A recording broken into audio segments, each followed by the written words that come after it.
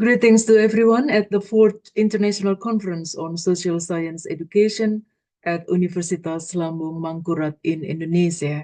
Many thanks to Dr. Siddhartha Adhyatma, Chairman of the committee, for inviting me to speak. Please bear with me while I open the PowerPoint slides.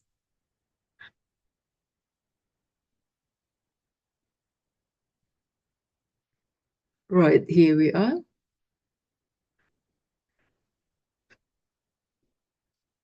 So my presentation today draws on the courses I have taught over the past 10 years at the University of Oxford School of Geography and the Environment on the philosophy of science and employing social theories in research practice. My aim is to introduce how social theories and conceptual frameworks can be applied in research on ecosystem management, specifically to explore the role of communities and how this role can be enhanced. While the examples I will present relate broadly to conservation and ecosystem management, their methodologies can appropriately be applied specifically to research on wetland ecosystems.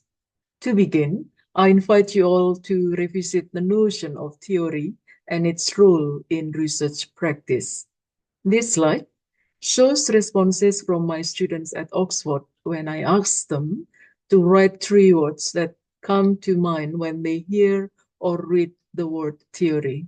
As you can see from their answers and those of Graham's work on theory and theorizing, theory is a form of abstraction that allows us to make sense of the world by shaping the way we understand it.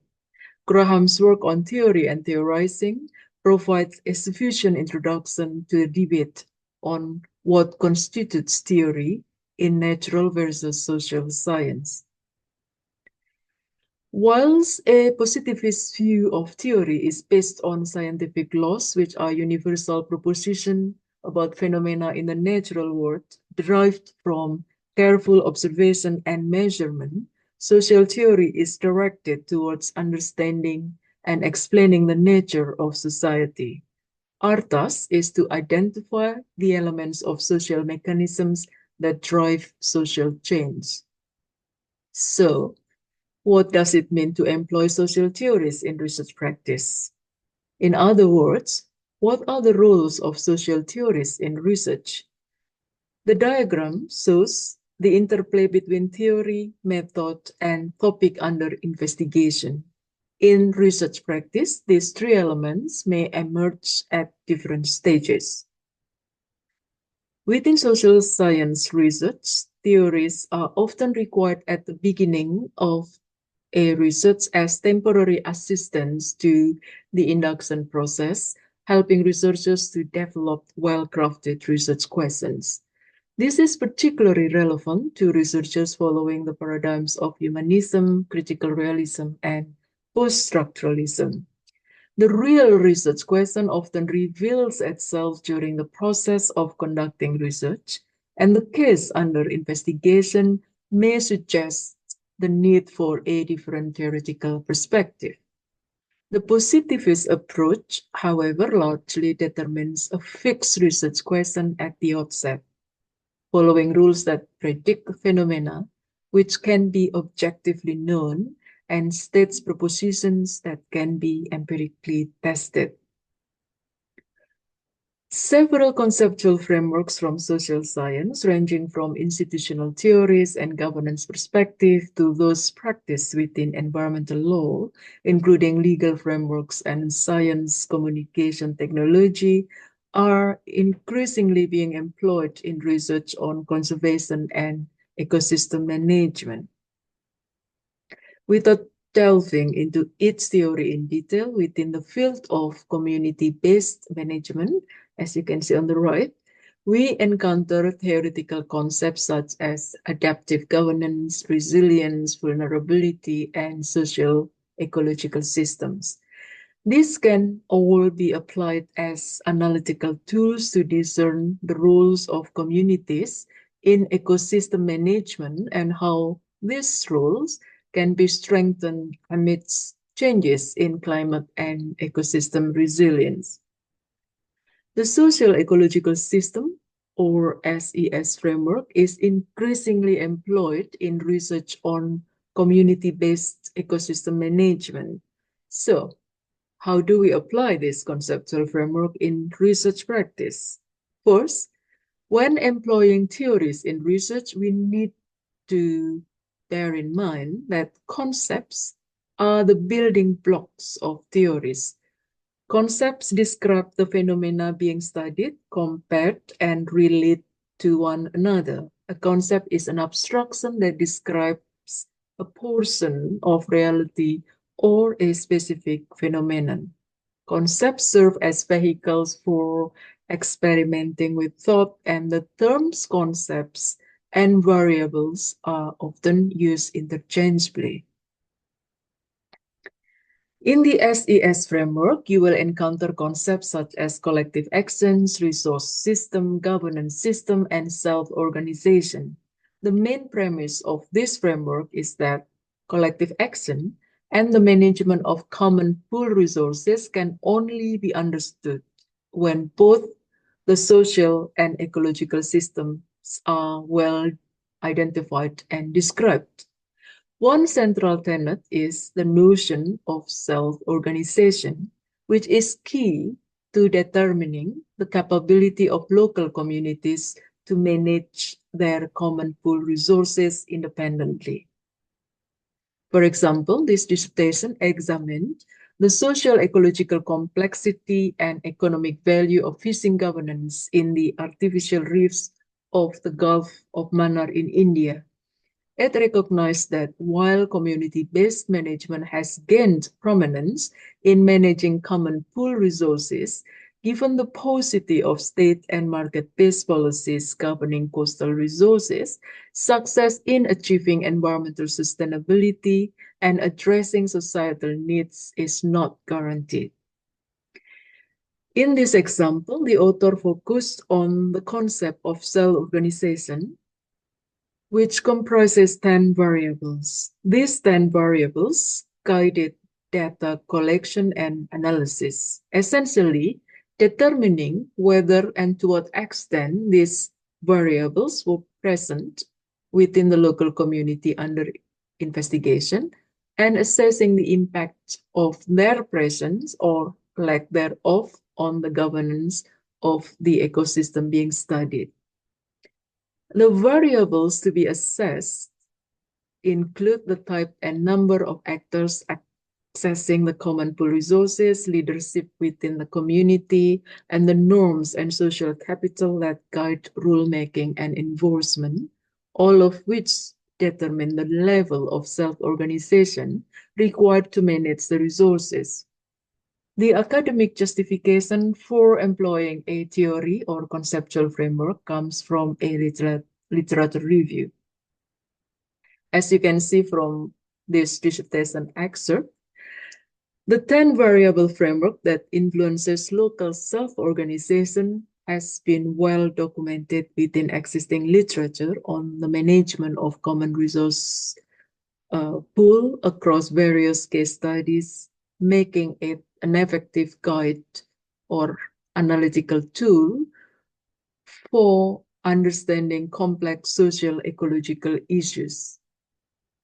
As you can see, the study's objectives and research questions were developed with the assistance of the SES framework using its specific terminologies. To reiterate, informed by the SES framework, this study focused on key variables that contribute to the self-organization of a local community in managing the artificial reef fishery in the case study area. As I mentioned earlier, this methodology can be adapted for any case study within wetland ecosystem. Research findings revealed that authoritarian management of the ecosystem curbs self-organization within communities, calling for a co-management system with improved collaboration between government institutions, research organizations, and members of the fishing community. There is also a need for a significant overhaul of power structures that limit community participation in resource governance and ecosystem management. These two dissertations also deployed the SES framework to discern local communities' perception and ecological knowledge. On the left-hand side, a case study on repeated forest fires in projected area of the Colombian Amazon employed fuzzy cognitive mapping techniques to investigate local perception of factors driving and mitigating forest fires. Meanwhile, on the right-hand side, research on mapping Sandes seagrass explored local community knowledge of the physical and biological features of seagrass distribution. Again, this methodological approach is also suitable for research within wetland ecosystem management. Another study set against the potential extinction of Haliotis media, known as white gold in South Africa, highlighted community-based initiatives as critical junctures for breaking the path dependence of unsustainable trade in the species. Acknowledging that institutional path dependence is difficult to break, the study argued that community-based projects could serve as catalysts by rebuilding trust among stakeholders. When trust is restored and local knowledge and opinions are valued, the study argued that there is space for radical policy changes, including full community management through the devolution of small-scale harbors and the instigation of a fair trade scheme to improve supply chains development of the species under study. Another example is a study set against the backdrop of declining ecological and social performance in fisheries management in the Peruvian Amazon. It employed the social justice framework to examine how social justice principles were shaped and adopted within what is claimed to be a collaborative governance model for fisheries management. The four dimensions of social justice, as you can see on the slide, recognitional, distributive, procedural, and contextual justice, were applied for data collection and analysis. The study, using this framework, examined whether and how these four social justice dimensions were shaped within the current fisheries system and the impact on local social justice. In the Southeast Asian region, the theoretical concepts such as social learning, public participation, resilience, vulnerability have increasingly been employed to discern how the capacity of communities to adapt to ecosystem changes and thus their contribution to the management of local ecosystems can be enhanced. Social learning is widely accepted as referring to the processes through which new ideas, values, and practices are disseminated, popularized, and become dominant in society. It also refers to a change in understanding that extends beyond the individual and becomes embedded within communities, leading to the development of shared meanings and practices as a result of group learning processes. Both Tran et al. Study on communities of practice in the Vietnamese Mekong Delta and Mulyani and Jepson study on community learning through a RED Plus project in Indonesia highlighted the following evidence of social learning as both a process of group learning and its outcomes. Social learning creates opportunities for rural people to engage in communication with multiple actors, thereby enhancing their understanding of new knowledge and enabling them to adapt to social ecological challenges. Social learning is essential for developing the capacity of local communities to negotiate interests, rules, and norms with external actors.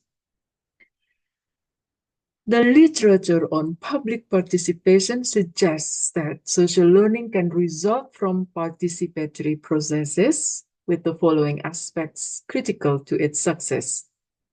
Firstly, the design and methods employed, the optimal setting for deliberative exchange which stimulates and enhance social learning, typically involves small group settings with intensive, repeated meetings where participants are free to explore their own understanding, learn from others, and respect differing viewpoints without feeling intimidated.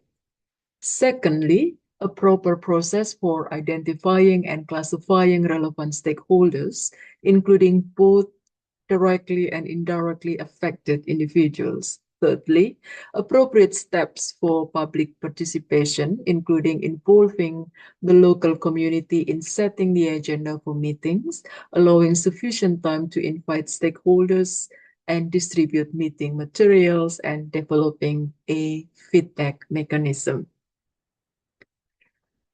Moreover, and importantly, it is crucial to question what is meant by meaningful participation, what constitutes effective stakeholder engagement, and the extent to which these elements are implemented in practice or merely included in policy documents.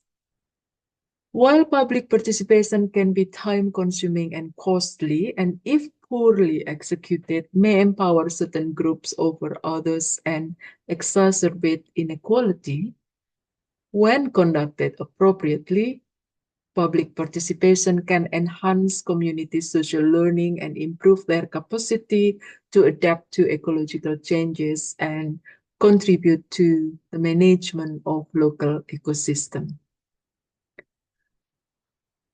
Mulyani and Mulyani et al. Study presented evidence of the high level of social vulnerability among the fish farmers under study, how their social resilience can be enhanced, and how both the physical wetland ecosystem in the form of fish ponds and the socio-economic systems of the communities can be managed to adapt to ecological changes and achieve sustainable livelihoods for those wishing to continue their traditional fish farming practices passed down through generations.